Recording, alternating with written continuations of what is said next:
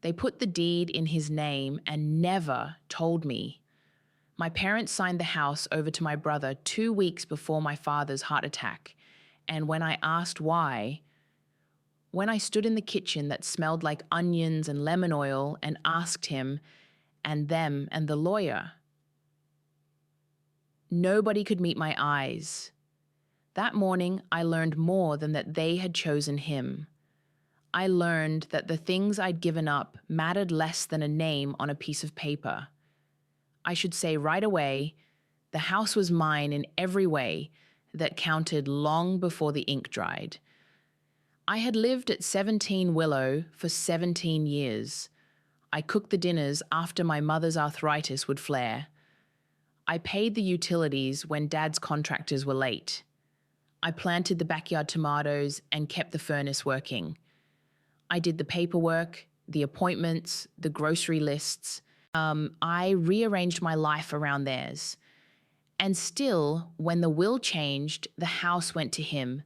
That is the betrayal. My parents, for reasons they would call private, chose a future that excluded me.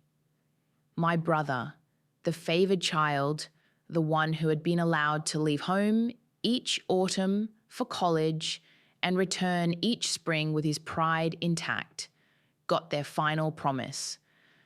I got the call from the county recorder's office. I remember the exact words of the woman on the phone. There was a deed recorded. James Walker, sole grantee. Do you want a copy? I said yes, because disinterest would be a lie. I drove to the house and knocked because confronting it seemed less brave over the phone than across the kitchen table. They told me they wanted to make things simple. They called him responsible. They told me they had legal advice. My brother smiled like someone who had been told a joke whose punchline was everyone else's inconvenience. He said, "It's easier this way," as if easier put kindness into paperwork. It hurt because the house had been the one place I believed kept accounts of loyalty. It hurt because I had been the one to sacrifice. It hurt because their favor was conditional and it had matured in someone else's name. The house sits on a small street where the maples make a tunnel in the fall. I learned later that the mortgage had been refinanced 5 years earlier for an amount big enough to choke a small business. I had not been consulted. My name was not on any loan document, though my social security number and my labor had paid the boiler repairs and the hospital runs and the nights up with a sick parent. The dependency was financial and emotional and structural. I could not simply move out as one might walk away from a rent-stabilized apartment. My life, my job, my children's school routes, if you can call their teenage years children, my car that had tires paid off by the small inheritance from my grandmother, was tangled into Willow Street because leaving would mean abandoning the people who needed me. It would also mean admitting that everything I had done to keep that house alive had been for someone else's advantage. That setup was the power imbalance. Parents with resources and influence, a brother who received their trust and capital, and me, the one who did the labor without the legal title. I had a modest job at the hospital's billing department. I worked nights and days and took vacation rarely. The times when my mother needed a ride to her dialysis, I rearranged shifts. The mortgage payments were large, but my parents paid them because they always had. And when they began to falter, I found myself writing checks I couldn't really afford to keep the lights on. I owed them a care that didn't translate into ownership. I owed my bills to a life I couldn't leave. That was the trap. The first escalation happened within a month. My brother called me and said casually that he had decided to rent out the small in-law apartment over the garage to help with the bills. He asked if I was okay with the new tenant. I remember that sentence because my internal reaction was immediate and sharp. Of course I wasn't okay. That apartment had been where my father slept when he couldn't take the stairs, where we kept the extra quilts. But when I asked who he had in mind, he said, "Some guy from work. He needs a place, short term." He had done the thing he always did, present his plan as a kindness and expect the family to accept it. I went down to the basement and measured the door frame with my hands the way we used to, the human way. He had already changed the lock. When I asked why, he shrugged like an owner. "I have the deed," he said. He didn't say it triumphantly. He said it like a fact, and that fact punched a hole in me. My reaction was to tell him what he was doing wrong, to list obligations and memories, and to hope that recitation would shame him into reversing course. Instead, he said, "You don't own it, Emma. This is safer." Safer for him, safer for his credit, safer for the lenders who had been patient and impatient in turns. He offered me a sheet of paper with numbers and a monthly stipend for chores. It read like charity. I tore it in half and threw it in the sink. He didn't call me afterward for 3 days. Consequence, the tenant moved in, the lock stayed changed, and the physical boundary in the house became a metaphor. I felt excluded when I walked past that door. He had converted the space into income without consulting me, and with that income came an attitude I had not earned him. He began calling the shots about the utility upgrades. He had strangers walking through rooms where my mother's handwriting on the calendar still marked which days she liked roast chicken. The situation grew worse because each change consolidated his control. Ownership reinforced authority. Authority hardened his choices. The tiny daily betrayals multiplied. The next escalation was financial. My parents' healthcare costs ballooned when my father's kidneys started failing. The last year had been a string of co-pays and new medicines. My brother told me he had put up a line of credit against the house to cover some of it. He told me, like a man reporting that the weather had changed. That line of credit carried a monthly payment that cut the household funds in half. When I asked to see the documents, he turned to my father and said, "It would just upset her." There was an implication in his voice that upset was a disease I carried. I knew where the funds went. A business venture that had nothing to do with Dad's medicine. He had taken a risk with their equity, and when the risk failed, the bank called. I reacted by paying whatever I could from my savings, a pittance. I went to work early and left late. I paid for pills and small tests, and I swallowed humiliation while my brother presented budgets with the air of a manager. The consequence was an erosion of my savings and a sense of being ground down slowly. The situation got worse when a collection notice arrived for a contractor who'd been hired to put a new patio in the back for a place to grill for guests. The patio was perfect. My mother loved it when she could sit there.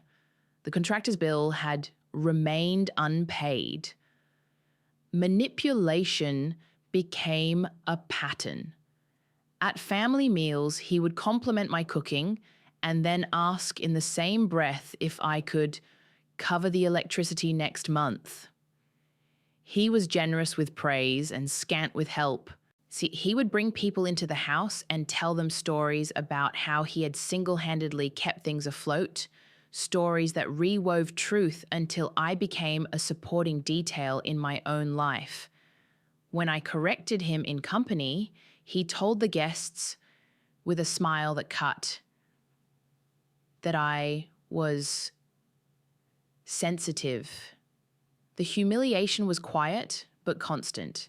It wore on me. I tried to be strategic. I started writing down everything: calls, dates, bank notices, names of the men who came and went. I mailed the mailbox key to myself and kept it in my purse because the tenant had once put a notice on the fridge about no leftovers. I began to attend bank meetings and to ask questions, small ones, civil ones, about interest rates and escrow. The teller looked at me like I was a stranger. The bank took my questions to the brother as proof I was interfering. He accused me of making things worse in a text message that assumed his tone could be authoritative via pixels. The consequence of my attempts to assert agency was that he tightened his grip.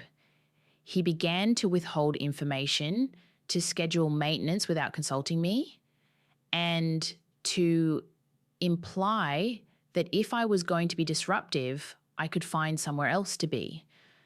There was a humiliating moment at the grocery store that felt like a small earthquake. I had been buying my father's favorite brand of yogurt when the bank's debt collector called the house and got voicemail.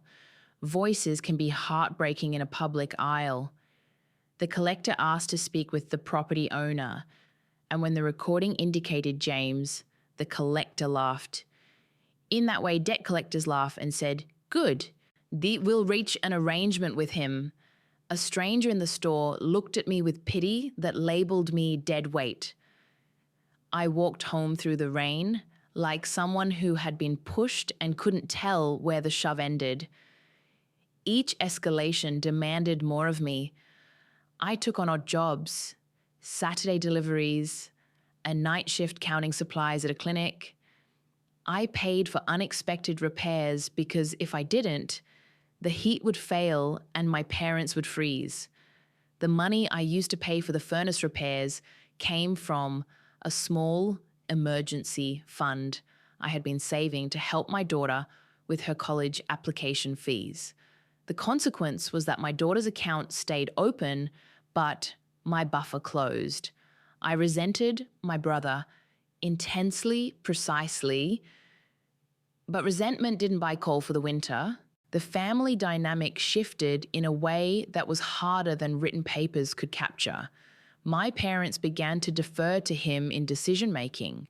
He had all the documentation. He could show a bank statement and make a plan, and when he spoke about what needed to be done, my parents nodded. They were old and tired of arguing. Their deference was not just about siding with him. It was about the ease of leaning into a child who did the administrative thing that was most visible.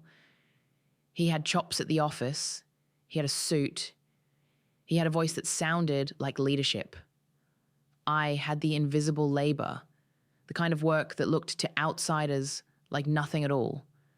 Pressure increased. A new creditor filed papers. The bank that held the line of credit set a deadline. My brother called a family meeting and said the only way to save the property was to consolidate by taking a second mortgage in his name and letting him negotiate the terms. He used the word negotiate like a charm.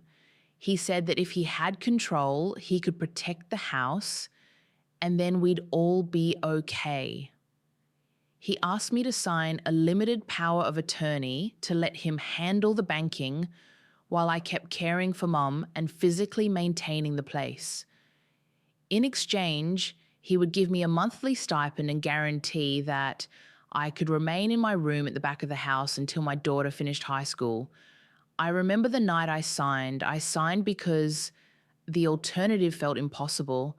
I signed because hospital shifts would keep me from staying at the bank when the foreclosure notice finally came. I signed because it sounded like a contract, like something stable to put in a drawer. He smiled and told me, "We'll get through it." I wrote my initials and felt them dissolve into a pretense of consent. What followed was an insidious shifting of leverage. Once I had signed the power of attorney, He began to interpret it broadly. He signed contracts for services that had nothing to do with the mortgage. He arranged for a line of credit on a contractor's promise and then used the money in ways that benefited his side deals. He paid himself back for expenses at the end of the month. He reclassified maintenance as home improvements and used the tax benefits to bolster his business's cash flow. He told our parents these were standard practices. I could not see the ledger in full because most of the important documents were mailed to his office address. I reacted by demanding copies, by showing up at his law office, by asking the lawyer why my power of attorney gave him the latitude of a trustee. The lawyer, a man with perfect cufflinks and a voice that made complexity sound like a lecture, said I had given my consent and that legally the power was valid. He smiled at me politely. The consequence of asking questions publicly was that my brother framed me as a troublemaker to the professionals we now had to depend on. His reputation as a businessman, however overstated, made bankers patient with him. My questions were seen as noise. The situation got worse as every document I tried to access was labeled personal or proprietary and redirected to his email address. Over the months, the betrayals became smaller and more frequent. He changed the locks on the basement storage where Mum kept old family photos. He began to clear out closets and sell items online, saying that he was doing estate administration. He sold a set of my mother's china to cover a debt without asking. When I confronted him, he said the china wouldn't have paid the mortgage anyway. And then he laughed softly, like a man apologizing with convenience. That laugh was the sound of being disregarded. Humiliation took new forms. At a community meeting about zoning changes, he described me as helping with the house while he managed it, and the neighbors nodded. To them, I looked like the background worker. He looked like the person with a resume. I went home and sat on the porch and listened to the rain on the roof. He had refinanced.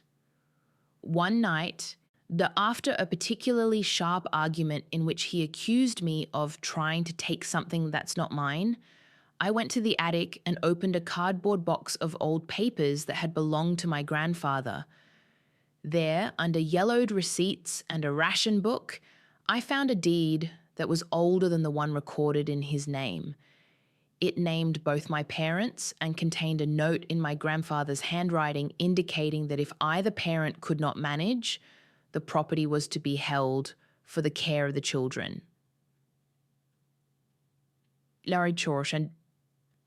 A phrase vague enough to be argued, but specific in its intent that the home was not to be traded lightly. I photographed it with my phone and put the paper back.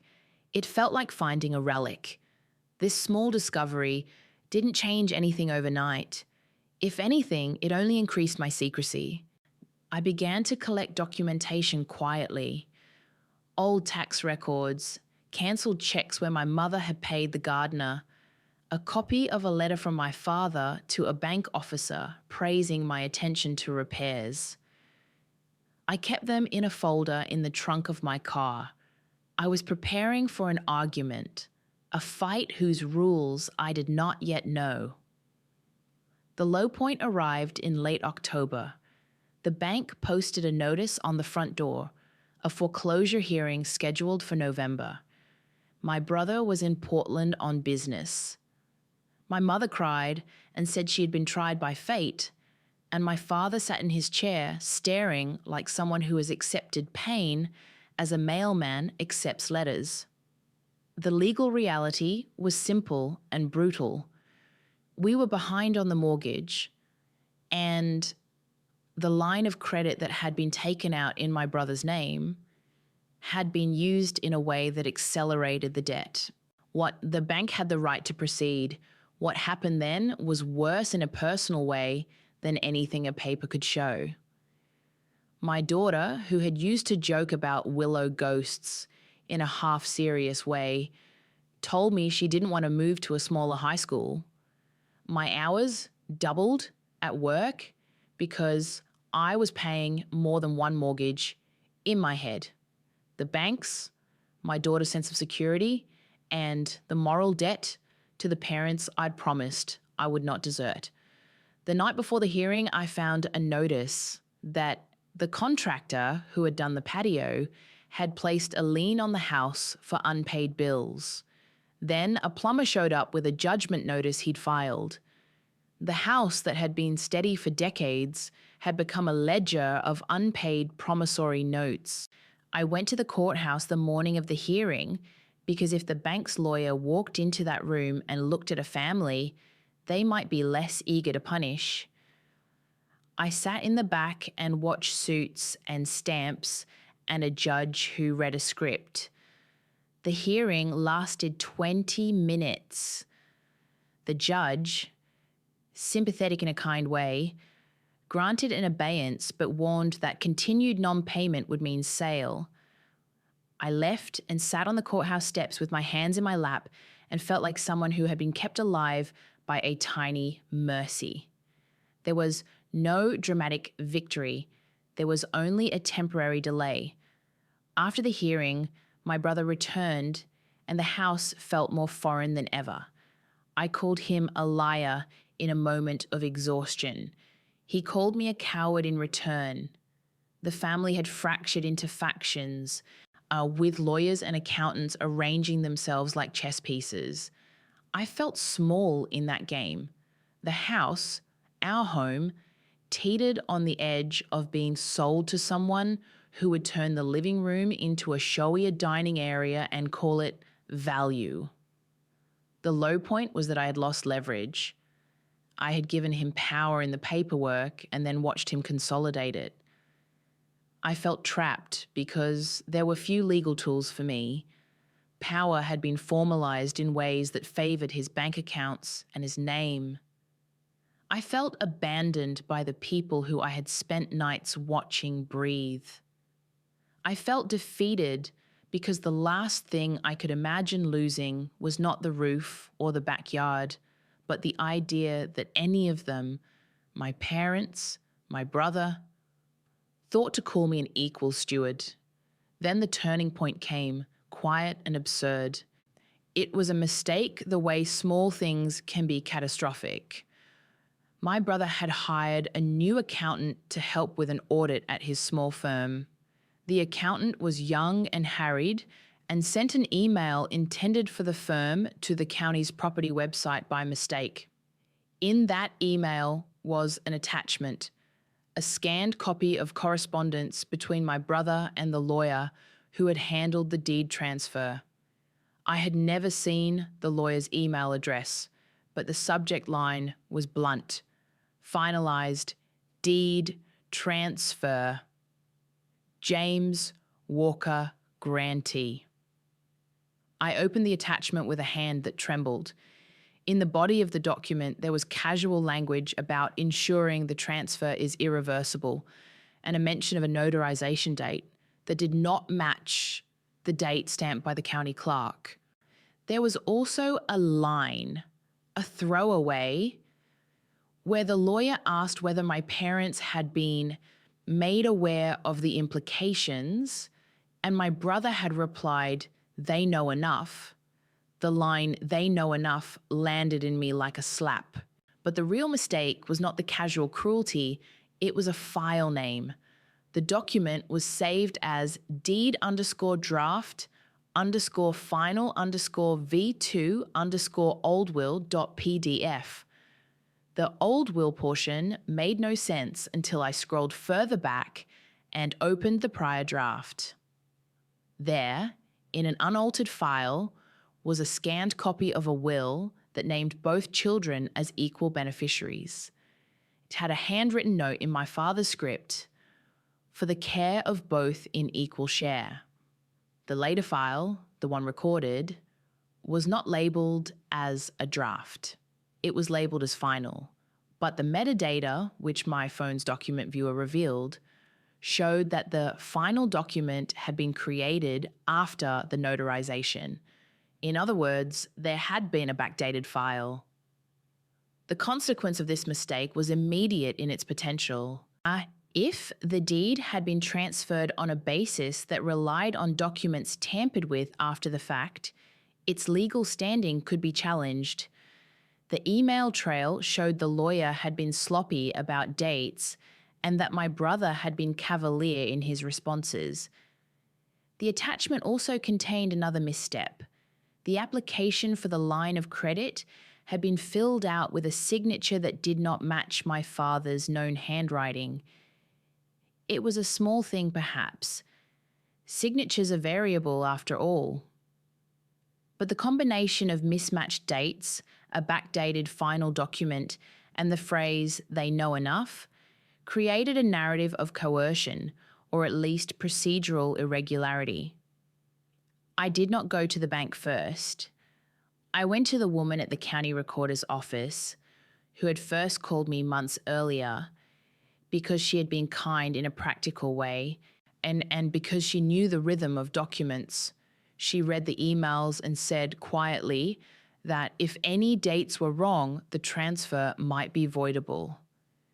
"You need proof," she said, "and you need legal representation." I left the office with the files and felt a strange, cold thrill. For the first time since I had handed over the power of attorney, there was a document that gave me a sliver of leverage. I called an old friend, a paralegal who used to sit in the hospital's billing office and who owed me a favor. She recommended a modest attorney who did elder law cases. He read the email attachments and said, "There's enough to file for an injunction to halt any sale process while we investigate." He did not promise victory. He did not speak in triumphant phrases. He said that the law could move slowly and that evidence mattered. And he said we should subpoena the lawyer's file and ask for the original unsigned drafts. He said we could challenge the notarization if the notary had not followed procedure. I remember how strange it felt to have someone say steps instead of resignation. We filed. The injunction was technical. It froze the sale for the duration of discovery. It did not erase the debt. It did not make the past go away. But it did stop the bank from auctioning the house next week. It bought us time, and in this situation, time was a currency. Once the injunction was in place, the fragile balance of power shifted. Suddenly, people who had been patient with my brother's explanations wanted to be cautious. The bank assigned a different officer to the case. The lawyer who had handled the transfer found reasons to be unavailable. My brother's tone changed in texts from blasé to urgent. He called me to ask if I had lost my mind and then to ask if we could talk. He sent me a picture of our mother smiling, as if that would mollify me. There were no huge speeches. There was no cinematic confession. Instead, there were small openings. The lawyer's records included an unsigned draft with a notation in the margin. Client requested change. Leave estate to James for simplicity. The notary's log showed that the signature line was initialed after the date had been entered. The discovery process brought to light that my brother had pushed for the transfer to be completed before my father's surgery because, as one email said, better to have things settled. There were witnesses who told us they had been present when my brother had spoken to my father in the hospital room and suggested taking care of the paperwork so that we wouldn't have to argue later. The witness recollections were imperfect. Memories are not crisp like documents. But when combined with the metadata and the half-sent emails, a pattern emerged. Consequence: the bank agreed to renegotiate terms rather than proceed to sale. The bank's calculus had shifted because the injunction meant legal costs and delays. For them, a restructure with stronger oversight was preferable. My brother's personal businesses were audited more closely. He lost some of the credit lines used to prop up his ventures. Those funds were gone, and the monthly cash flow he had been relying on evaporated. He had to accept a formal mediation with me present. It was not vindication, but it was leverage. The turning point had given me a tool, and I used it. What came out of mediation was not dramatic revenge. It was an arrangement that reflected compromise and, frankly, the limits of what a court could do cleanly. The house remained in my brother's name for the moment, but an agreement was reached. The line of credit would be paid down according to a schedule that included a monthly payment from him to an escrow account overseen by the attorney. A life estate was granted to my mother and to me for her lifetime, meaning she and I could remain in the home. He would continue to manage the exterior, and I would manage interior maintenance with a small stipend. He would provide receipts for his business expenses, and the bank agreed to regular reporting. There were penalties spelled out for non-compliance. Most importantly, there was a clause that prevented him from making further unilateral property transfers without either my written consent or a court order. That settlement felt like a small victory and a sober defeat at once. He had to stop selling family items. He had to account for his decisions. But he kept the deed. He remained in control in many ways that mattered for the future. The power dynamic had shifted, but it had not inverted. I had not reclaimed ownership in the way I might have wanted in an ideal world. I had, however, preserved a place for my mother and myself, and I had forced transparency where there had been secrecy, consequences rippled. The attorney's findings were enough to make the county clerk open an inquiry into the notarization.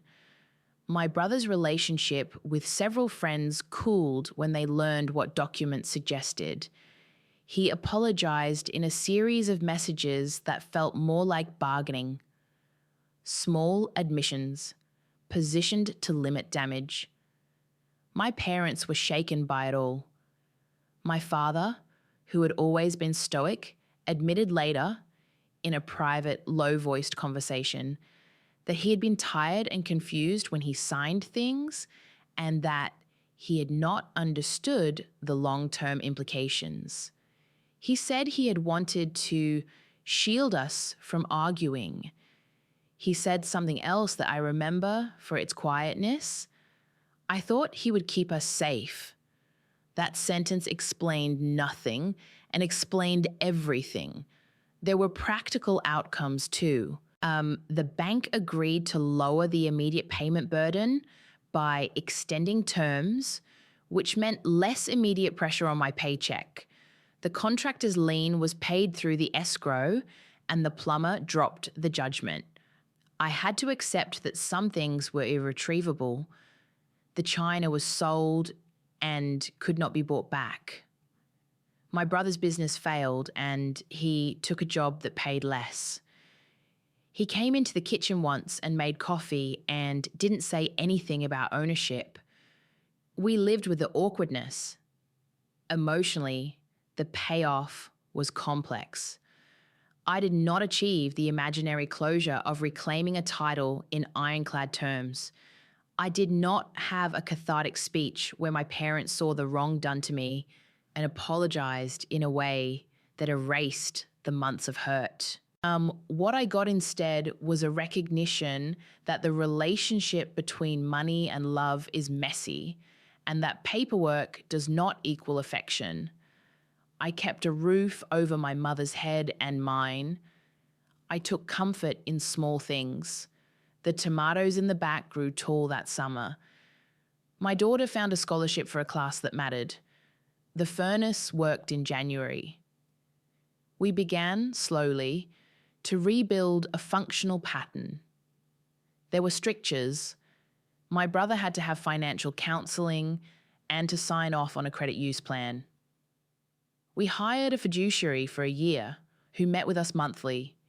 He insisted, bluntly, that we make decisions in writing.